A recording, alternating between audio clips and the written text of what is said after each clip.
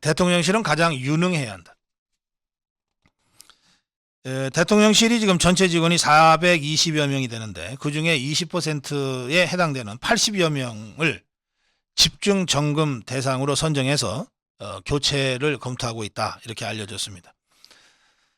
그러면서 대통령실이 거듭 강조하는 교체 사유는 두 가지입니다. 첫째, 능력이 없다. 둘째, 근무 태도에 문제가 있다. 이 두 가지 경우라면 교체한다. 어제 하루만도 비서관 4명, 행정관 한 10명이 권고 사직 또는 면직 형태로 대통령실을 떠났다고 합니다. 윤석열 대통령도 문제가 있는 직원들에 대해서는 무관용 방침을 세우고 대통령실의 전면 쇄신과 개편을 추진하고 있다고 합니다. 사실상 대통령실 리셋에 나섰다, 이제 이런 평가입니다. 그리고 이렇게 중폭 이상 교체하는 개편 작업을 거쳐서 이른바 윤핵관들, 권성동, 장제원, 이철규 등과 좀 인연이 있는 그런 사람들에 대해서도 한 번 더 들여다본다, 는 얘기도 있습니다. 윤석열 대통령이 직접 대통령실 개편과 관련해서 이렇게 설명했습니다. 대통령실은 국민에게 가장 헌신적이고 유능한 집단이 돼야 된다. 국민들에게 가장 헌신적이고 유능한 집단이 돼야 된다. 국가에 대한 헌신적인 자세, 그리고 업무 역량, 늘 최고도로 유지돼야 한다. 두 가지입니다. 유능해야 한다, 윤리의식이 있어야 한다. 유능해야 한다, 윤리의식이 있어야 한다. 이 두 가지입니다. 현재 교체가 검토되는 직원 다수가 정치권에서 대통령실로 들어간 어쩌다 공무원이라고 불리는 어공들 출신이라고 하는데,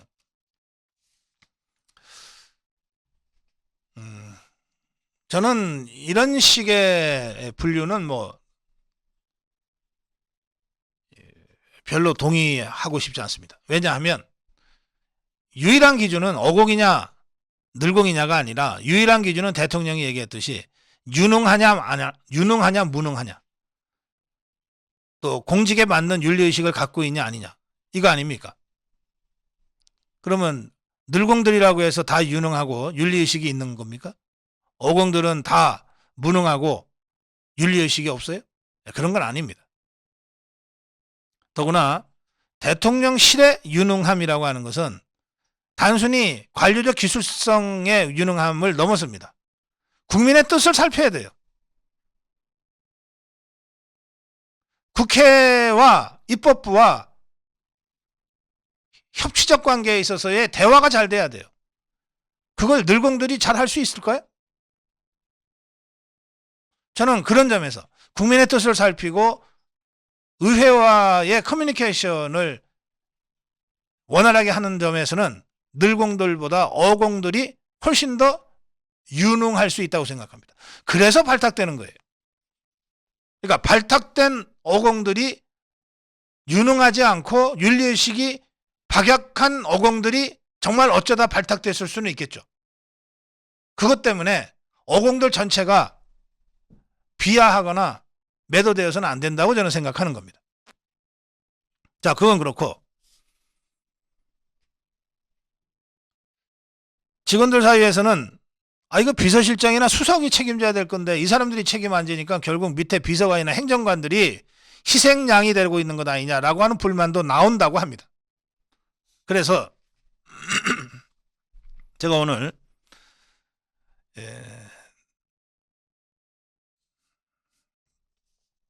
대통령실은 가장 유능해야 한다는 이 주장을 하기 전에 비서실장, 김대기 비서실장 이하 수석들에 대해서 먼저 한마디 하겠습니다.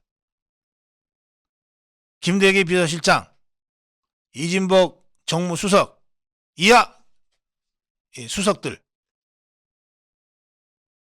본인들이 윤석열 대통령이 제시하는 이 두 가지 기준, 우리나라에서 최고로 유능한 인재들인가?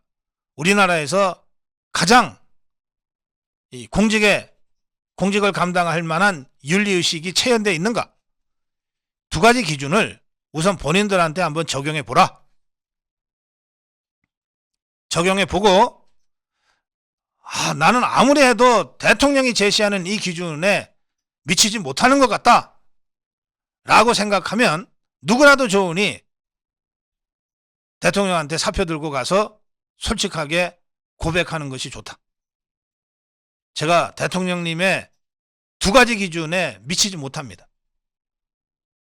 제가 이 일을 감당할 자격이 없습니다. 이렇게 입장 밝히는 것이 좋다. 그래야 밑에 비서관 행정관들의 이런 불만들이 사라진다. 이 점을 전제로 이제 윤석열 대통령이 얘기하는 유능하고 윤리의식이 투철해야 된다고 하는 이 두 가지 기준이 왜 중요한지를 제가 잠깐 말씀드리겠습니다. 우리나라는 대통령 중심제 권력구조입니다. 사법부도 있고 입법부도 있지만 그러나 국가의 운명을 최종적으로 그리고 가장 직접적으로 결정하는 기구는 대통령입니다. 그래서 대통령 중심제라고 우리가 얘기하는 겁니다. 국회가, 사법부가, 입법부가 끊임없이 행정부를 감시하고 견제하지만 국가 경영의 주체는 어디까지나 대통령이에요. 따라서 대통령에게는 국가의 운명과 국민의 안전이 두 어깨에 걸려 있는 거예요. 그 대통령을 보좌하는, 직접적으로 보좌하는 기구가 대통령 비서실입니다. 따라서 대통령이 결정하는, 대통령이 선택하는 하나하나의 결정, 하나하나의 선택에 대한민국의 운명이 걸려 있고 대한민국 국민들의 생명과 안전이 걸려 있을 수밖에 없어요. 바로 그런 대통령을 보좌하는 대통령실입니다. 그야말로 우리나라 최고의 인재들이 모여 있어야 되는 거예요.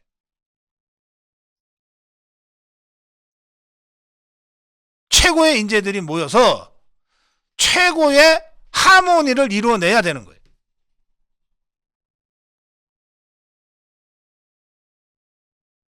그런데 과연 지금 대통령실을 구성하고 있는 420여 명이 우리나라 최고의 인재들인가? 그리고 이 인재들끼리 최고의 하모니를, 시너지를 만들어내고 있는가? 그 점에 대해서 윤석열 대통령이 아닌 것 같다고 판단했다는 겁니다. 아닌 것 같다. 잘못 구성한 것 같다. 사실 비서실 개편 리셋이라고 표현하지만 이것의 이면에는 윤석열 대통령이 인사에서 실패했다는 것을 자인하는 전제가 깔려 있습니다.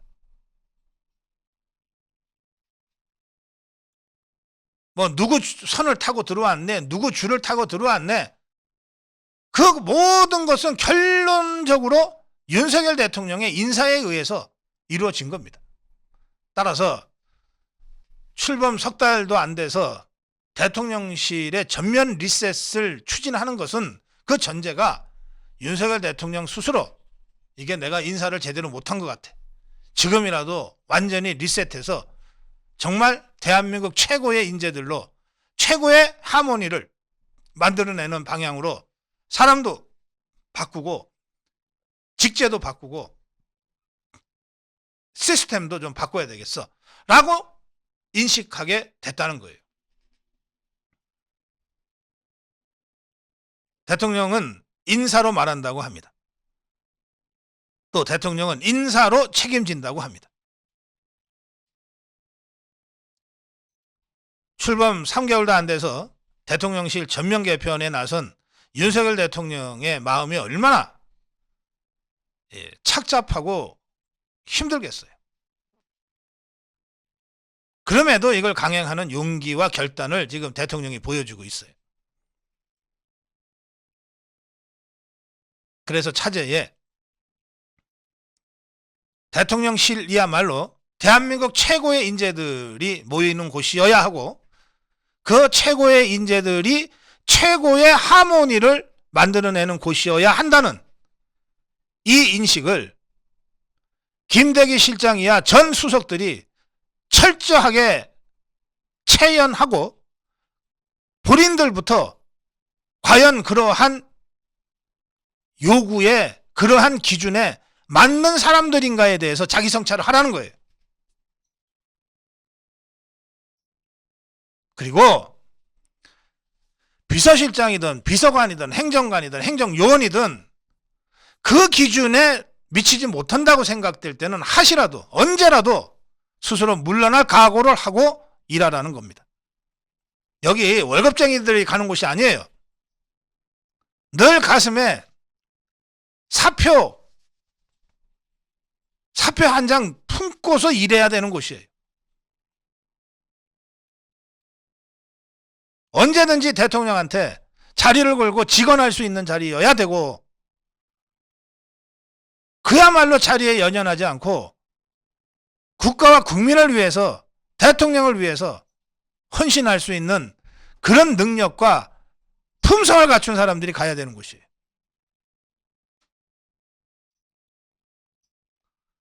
김대기 실장 이하 420여 명의 비서실 요원들 전원이 과연 대통령이 제시한 최고로 유능한 사람인가, 그리고 최고로 정직한 사람인가, 최고의 하모니를 만들어내고 있는가에 대해서 자기 성찰을 좀 깊이 하는 계기가 되기를 바란다. 이 말씀을 제가 다시 한번 강조해서 드립니다.